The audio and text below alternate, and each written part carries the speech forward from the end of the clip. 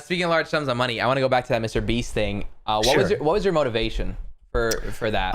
Obviously, Okay, you know, so the shout out. yeah. Sorry, I got sidetracked, but that's what I was getting. The point I was trying to make is I was a small fish. So to me, dude, like I had just seen like a month previous to that had just seen like $10,000 in my bank account for the first time in my life, right? So $25,000, never mind 100. The idea of going to LA and coming home with 25 grand over the course of 2 or 3 days was like life changing, right? Right. And that's still to this day, that's a lot of money, right? That's you can do. There's a lot of $25,000 is a lot of money. And you weren't even thinking 25. You were thinking 100.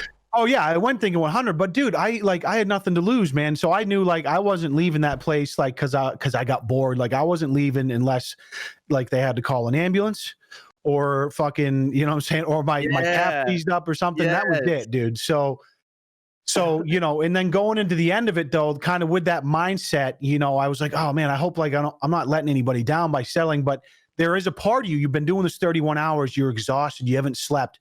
In this thing in your mind, you're like, all right, I could take 25 home, which to me that's like can be life changing. That's amazing.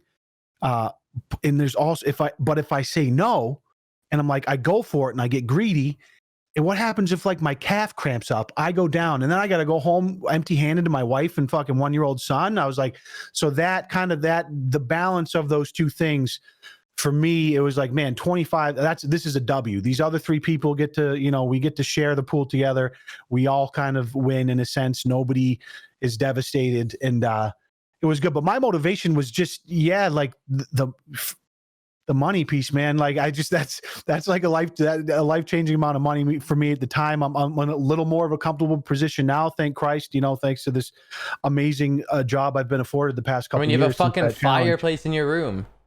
Listen, like you know, I'm made of money when I got a fucking fireplace in the background of a podcast, the Grand Risk podcast.